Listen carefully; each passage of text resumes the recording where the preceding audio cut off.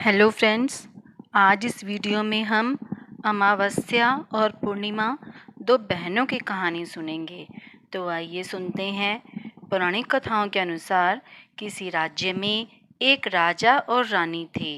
उनके दो लड़कियां और दो लड़के थे। एक लड़की का नाम पूर्णिमा और दूसरी लड़की का नाम अमावस्या था।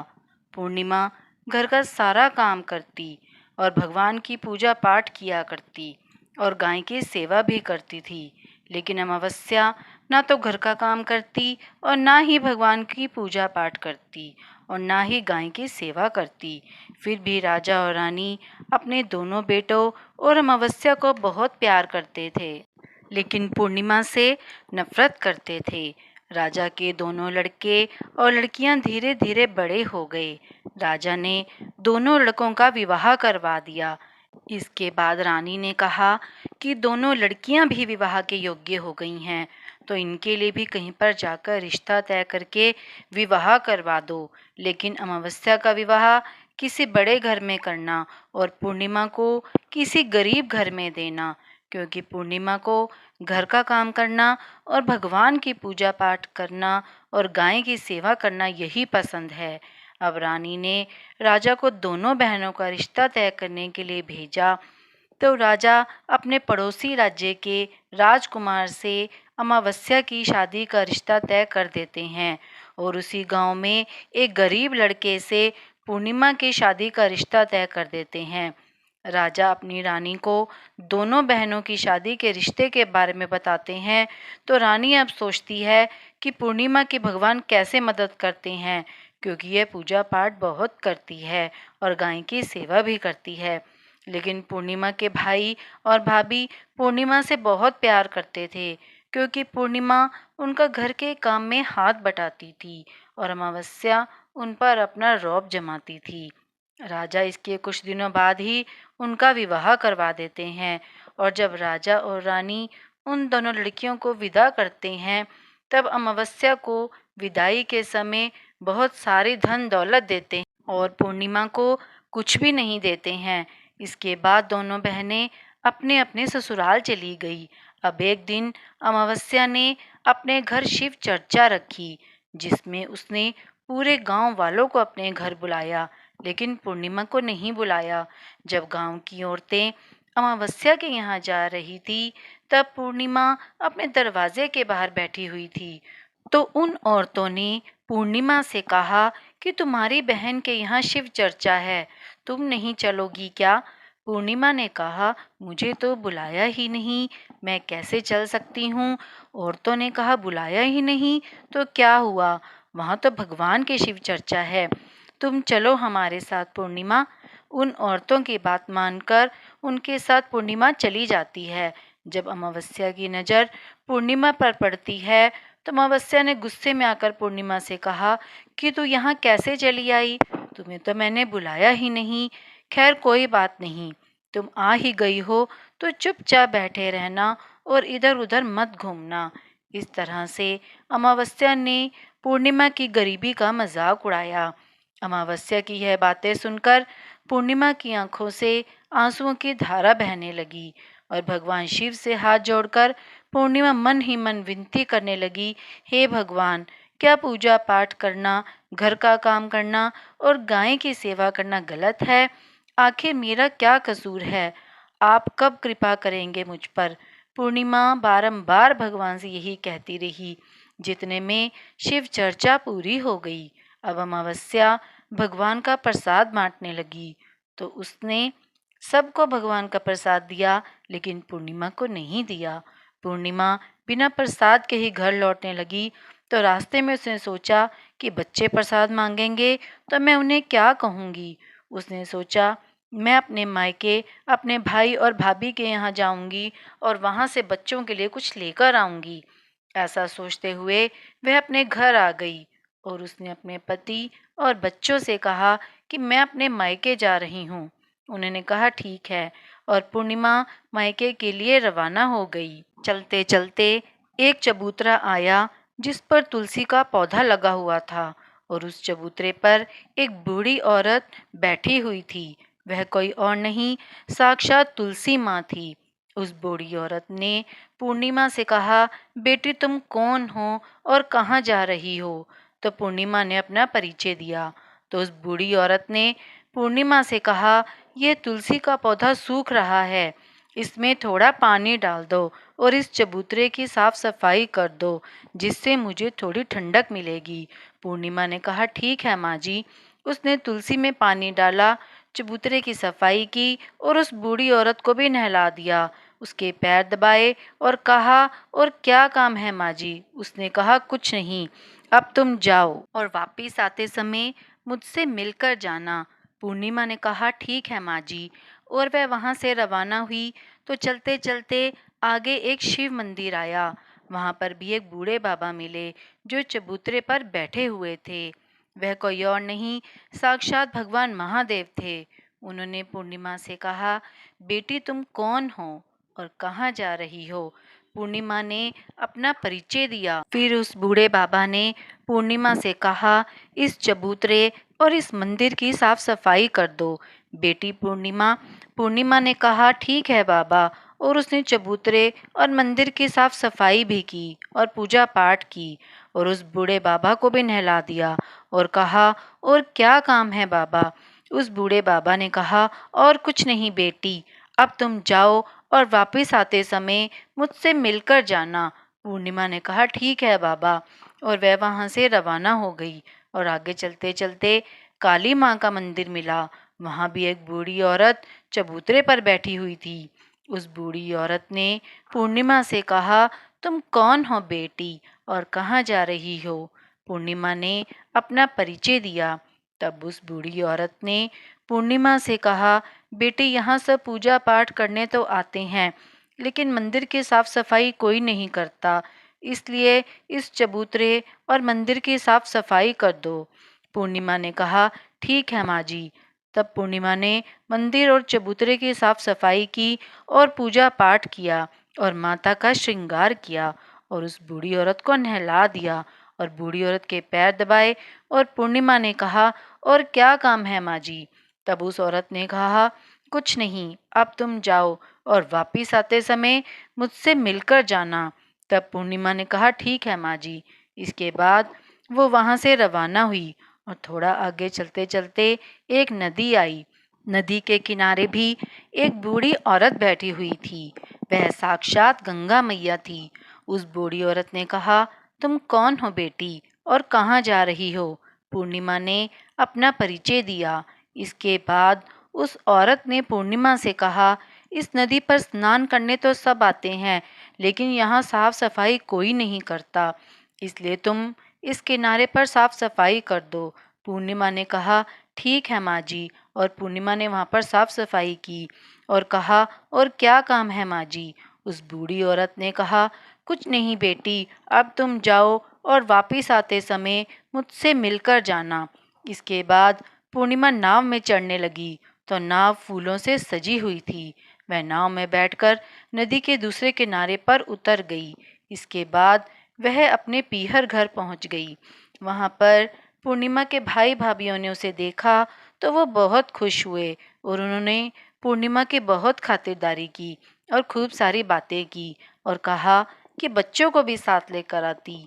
इसके बाद सब खाना खाकर सो गई। सुबह जब पूर्णिमा ने अपने ससुराल जाने के लिए कहा तो भाभीियों ने उसे एक लाल साड़ी दी और एक थैले में बच्चों के लिए कपड़े और खाने पीने का सामान दिया और कहा कि तुम बहुत दिनों बाद आती हो, जल्दी जल्दी आया करो। पूर्णिमा ने कहा, ठीक है। इसके बाद पूर्णिमा की भाभीियों ने पूर्णिमा को हाथ में थैला दिया और कहा कि जाओ और जल्दी वापस आना। इसके बाद पूर्णिमा वहां से रवाना हुई और उसी नदी के किनारे पर पहुंच गई। नाव में बैठकर नदी के दूसरे किनारे पर उतर गई। वहां पर उतरने के बाद पूर्णिमा को वही बूढ़ी माँ मिली जो साक्षात गंगा मैया थी। उस बूढ़ी माँ ने कहा, आ गई हो बेटी? पूर्णिमा ने कहा, हाँ मैं आ गई। तो उस बूढ़ी माँ ने पूर्णिमा को एक थैला दिया और कहा कि इसे तुम अपने घर ले जाकर ही खोलना। पूर्णिमा ने कहा, ठीक है माँ जी। अब पूर्णिमा के पास 2 थैले हो गए। उन्हें लेकर वहां से रवाना हुई। पूर्णिमा अब आगे चली तो वहां काली माँ का मंदिर आया। वहाँ भी काली माँ बूढ़ी माँ के रूप में बैठी हुई थी। उसने कहा, आ गई बेटी। पूर्णिमा ने कहा, हाँ माँ जी, मैं तो आ गई। काली माँ ने भी एक थैला दिया और कहा कि बेटा इसे घर ले जाकर ही खोलना। तो पूर्णिमा ने कहा, ठीक है माँ जी। और अब पूर्णिमा के पास 3 थैले हो गए। पूर्णिमा ने एक थैला सर पर रख लिया और एक हाथ में ले लिया और वहां से रवाना हुई और आगे चली। तो आगे वहीं भगवान शिव का मंदिर आया। वहां पर भगवान शिव बूढ़े बाबा के रूप में बैठे हुए थे। उन्होंने कहा, बेटी आ गई हो? तो पूर्णिमा ने कहा, हाँ बाबा, मैं आ गई। तो उस बूढ़े बाबा ने भी पूर्णिमा को एक थैला दिया और कहा कि इसे अभी मत खोलना, इसे घर जाकर ही खोलना। तो अब पूर्णिमा ने कहा, ठीक है बाबा। अब पूर्णिमा के पास 4 थैले हो गए। अब भला वो 4 थैलों को कैसे ले जा सकती थी, इसलिए उसने पुरानी साड़ी निकाली और उन 4 थैलों को साड़ी में इकट्ठा बांध लिया। और अब पूर्णिमा वहां से रवाना हुई और थोड़ा आगे चली तो वही तुलसी माँ बूढ़ी औरत के रूप में बैठी हुई मिली। उसने पूर्णिमा से कहा, आ गई हो बेटी? तो पूर्णिमा ने कहा, हाँ माँ जी, मैं आ गई। तो तुलसी माँ ने भी पूर्णिमा को एक थैला दिया और कहा, इसे घर जाकर ही खोलना। पूर्णिमा ने कहा, ठीक है माँ जी। अब पूर्णिमा के पास 5 थैले हो गए। पूर्णिमा वहां से रवाना हुई और सीधे अपने घर आ गई। पूर्णिमा ने थैलों को नीचे रखा और सबसे पहले अपने मायका का थैला खोला। देखने लगी तो उसमें बच्चों के लिए अच्छे अच्छे कपड़े और बच्चों के खाने पीने की चीज़ें और कुछ गहने थे। पूर्णिमा ने अपने बच्चों को वह नए नए कपड़े दिए और खाने पीने की चीज़ें दी तो बच्चे बहुत खुश हुए। अब पूर्णिमा ने दूसरा थैला खोला जो उसे गंगा माँ ने दिया था। उसमें सोना और चांदी भरा हुआ था। अब पूर्णिमा ने तीसरा थैला खोला जो उसे काली माँ ने दिया था। उसमें 16 श्रृंगार का सामान भरा हुआ था। जब पूर्णिमा ने चौथा थैला खोला जो उसे भगवान शिव ने दिया था, उसमें धन संपत्ति और वह सारी खुशियां भरी हुई थी। अब पूर्णिमा ने पांचवा थैला खोला जो उसे तुलसी माँ ने दिया था। उसमें दाल, चावल और 7 प्रकार का धान भरा हुआ था। अब पूर्णिमा के घर में किसी भी चीज की कमी नहीं थी और उसका घर धन धान्य से परिपूर्ण हो गया। अब पूर्णिमा और उसका परिवार खुशी खुशी रहने लगा। पूर्णिमा के मन में विचार आया कि क्यों न मैं भी अपने घर पर शिव चर्चा कराऊं और शिव चर्चा का कार्यक्रम रखा। पूर्णिमा ने गांव से सभी को बुलाया और अपनी बहन के घर भी गई अपनी बहन को बुलाने। अब अमावस्या अपनी बहन के घर शिव चर्चा में आई तो उसने देखा कि पूर्णिमा के घर में किसी भी चीज की कमी नहीं है। इतनी धन दौलत देखकर अमावस्या आश्चर्यचकित रह गई और उसने पूर्णिमा से कहा कि तुम्हारे घर में इतनी धन दौलत कैसे आ गई। पूर्णिमा ने कहा, देखो बहन, तुमने शिव चर्चा रखी और उसमें मुझे नहीं बुलाया, तो भी मैं बिन बुलाए तुम्हारे घर आई और तुमने भगवान का प्रसाद तक मुझे नहीं दिया। तुमने मेरी गरीबी का मजाक भी उड़ाया। उसके बाद जब मैं अपने घर आ रही थी तो रास्ते में मेरे मन में विचार आया कि घर पर बच्चे जब प्रसाद मांगेंगे तो मैं उन्हें क्या कहूँगी। इसलिए मैंने सोचा कि मैं अपने मायके जाऊंगी और मैं अपने मायके चली गई और जो कुछ भी घटना हुई वह सब अमावस्या को बता दी। तब अमावस्या ने पूर्णिमा से कहा कि तुम भी मुझे प्रसाद मत दो और मुझे डांटो। लेकिन पूर्णिमा ने कहा कि यह तो भगवान का प्रसाद है, मैं तो सबको दूंगी और तुम्हें भी दूंगी। फिर भी अमावस्या ने प्रसाद नहीं लिया और वह सीधे अपने घर चली गई। घर जाकर अपने बच्चों से कहकर वह अपने मायके जाने के लिए रवाना हो गई। चलते चलते रास्ते में वही तुलसी माँ मिली जो चबूतरे पर बूढ़ी माँ का रूप धारण करके बैठी हुई थी। उस बूढ़ी माँ ने अमावस्या से कहा, बेटी तुम कौन हो और कहाँ जा रही हो? यह तुलसी का पौधा सूख रहा है, इसमें थोड़ा सा पानी डाल दो और इस चबूतरे की साफ सफाई कर दो। इस पर अमावस्या ने कहा, ए बुढ़िया, तुझे दिखाई नहीं देता मैंने कितनी महंगी साड़ी पहन रखी है, यह गंदी हो जाएगी।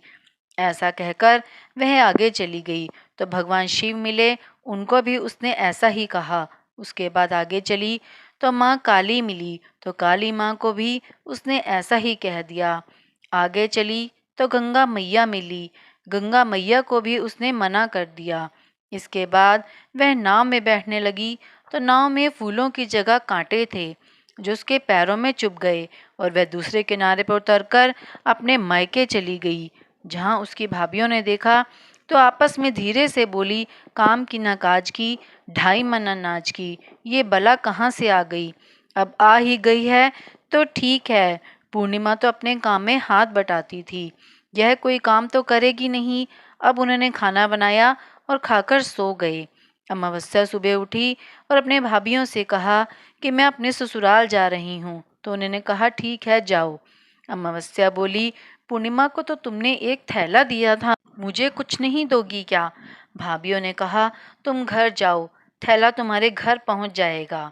फिर वह वहां से रवाना हुई और नदी के किनारे आकर नाव में बैठकर दूसरे किनारे पहुंची। वहां गंगा मैया बूढ़ी माँ का रूप धारण करके बैठी हुई थी। बूढ़ी माँ ने कहा आ गई हो बेटी। तो उसने कहा हाँ आ गई। अमावस्या ने कहा तुमने पूर्णिमा को एक थैला दिया था और मुझे नहीं दोगी क्या। बूढ़ी माँ ने कहा तुम अपने घर जाओ, थैला तुम्हारे घर पहुंच जाएगा। इसके बाद काली माँ ने भी ऐसा ही कहा और भगवान भोलेनाथ ने भी ऐसा ही कह दिया। इसके बाद तुलसी माँ ने भी ऐसा ही कहा। जब वह अपने घर पहुंची तो आंगन में 5 थैले रखे हुए थे। अमावस्या ने अपने मन में सोचा कि आज तो मैं निहाल हो गई। उसने जल्दी जल्दी सभी थैलों को खोला तो उसमें किसी में मिट्टी, किसी में पत्थर, किसी में कंकड़, किसी में कोयला, किसी में सांप बिच्छू भरे हुए थे। यह सब देखकर उसने अपना सर पकड़ लिया और कहने लगी, हे भगवान, मुझे मायके में भी कुछ नहीं मिला और इन थैलों में भी कुछ नहीं मिला। इसके बाद अमावस्या दौड़ती हुई अपनी बहन पूर्णिमा के घर जाती है और पूर्णिमा से कहती है, तुझे तो इतना सब कुछ मिला और मुझे कुछ भी नहीं मिला, आखिर क्यों। पूर्णिमा ने कहा कि मैं जब अपने मायके जाती हूँ तो अपनी भाभीयों के साथ मिलकर काम करती हूँ और तुमने कभी उनकी इज्जत भी नहीं की, इसलिए वे तुम्हें भला क्या देती। और इसके बाद तुमने गंगा माँ को ठुकरा दिया, काली माँ को भी ठुकरा दिया और भगवान शिव का भी कहा नहीं माना। तुमने तुलसी माँ को भी ठुकरा दिया, इसलिए उन्होंने भी तुम्हें कुछ नहीं दिया। अमावस्या बोली, बहन मुझे माफ़ कर दो, मैंने सदा तुम पर अत्याचार किए हैं, मुझे कुछ नहीं मिला तो कोई बात नहीं, मैं भगवान की भक्ति करके सब कुछ प्राप्त कर लूँगी, मुझे इसका रहस्य बताओ।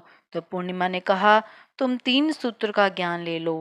पहले सूत्र में दया मांगना और दूसरे सूत्र में चर्चा करना और तीसरे सूत्र में 108 बार ओम नमः शिवाय का जाप करना। भगवान ने जो 3 सूत्र दिए हैं इनको अपने हृदय में बसा लेना। मैंने सच्चे मन से भगवान की पूजा पाठ की, इसलिए मेरे पास कुछ नहीं था, फिर भी भगवान ने मुझे सब कुछ दिया और तुम्हारे पास जो सब कुछ था वो भी खत्म हो गया। इसके बाद अमावस्या अपने घर गई और भगवान की पूजा पाठ करने लगी और भगवान शिव से माफ़ी मांगने लगी, गाय की सेवा करने लगी और दूसरों की मदद करने लगी। तो ये थी अमावस्या और पूर्णिमा दोनों बहनों की कथा।